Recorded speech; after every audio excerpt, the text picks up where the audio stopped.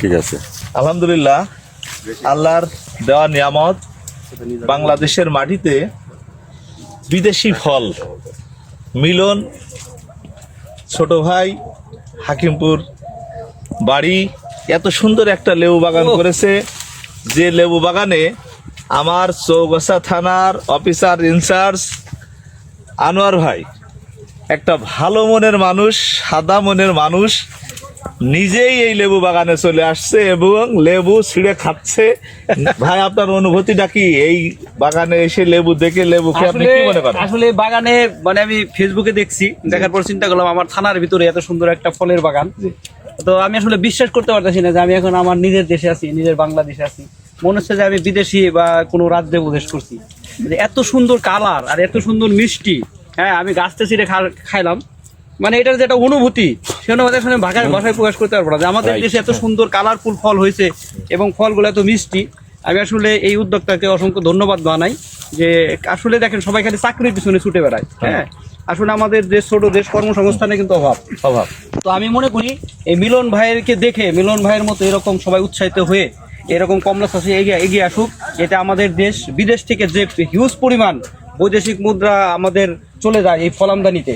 আশা করি আমরা এই ধরনের ফল আমাদের দেশের ঘরে ঘরে পৌঁছে যাবে এবং প্রচুর উৎপাদন সম্ভব। দেখছেন এত উৎপাদন হয়েছে, আমার তো মনে হয় যে বিদেশে এই পরিমাণ ধরে না। এত কালারফুল এবং এত মিষ্টি। আমি গাছ থেকে ছিঁড়ে খাইলাম। আমি এই বাগানের মালিকের উত্তরোত্তর সফলতা কামনা করছি এবং তাকে দেখে অনুপ্রাণিত হয়ে অন্যরা যেন এগিয়ে আসে এই ধরনের ফলের বাগান করতে। আমি নিজেও লেবু খাচ্ছি এবং লেবুটা অত্যন্ত মিষ্টি। আমার মনে হয় আমার ভাই যখন এই বাগানে ঢোকে, বাগানের মালিকের সাথে প্রথম যখন ধাক্কা খায়, দেখা হয় আপনার মনে হয় মালিকের মন মানসিকতা ভালো। হ্যাঁ, তাইলে এই যশোর জেলা চৌগাছা থানার মানুষের মন ভালো, এটা কি আপনার বিশ্বাস হয়? অবশ্যই বিশ্বাস হয়। এবং এই এলাকার কৃষক যে চাকরিজীবী থেকেও অনেক উন্নত করতে পারে, এটা কি আপনার মনে হয়? অবশ্যই। চাকরি চাইতে ব্যবসা, কৃষি হচ্ছে আমাদের দেশ কৃষি প্রধান দেশ।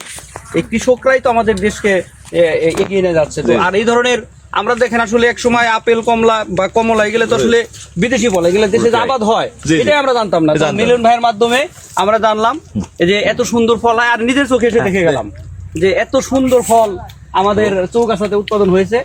আসলে অনেক ধন্যবাদ মিলন ভাইকে এই ধরনের একটা বাগান করার জন্য। শিক্ষিত বেকাররা বেকার না থেকে অন্তপক্ষে এই ধরনের 2-1 বিঘা জমি নিয়ে যদি একটা প্রিপারেশন চাষ করে তাহলে আমরা যে বিদেশ থেকে আনি সেটা কিন্তু প্রিজারভেটিভ দেওয়া থাকে, এটা সংরক্ষণ করা হয় কেমিক্যাল দিয়ে, একবারে কেমিক্যাল মুক্ত, একদম 100% পিওর ফল। আমরা এই ধরনের ফল মিলন ভাইয়ের মাধ্যমে পাচ্ছি। হ্যাঁ, মেডিসিন মুক্ত। সবাই এগিয়ে আসবেন এবং মিলন ভাইয়ের জন্য দোয়া করবেন যেন তার এই বাগানটা উত্তরোত্তর একটা বাগান আছে।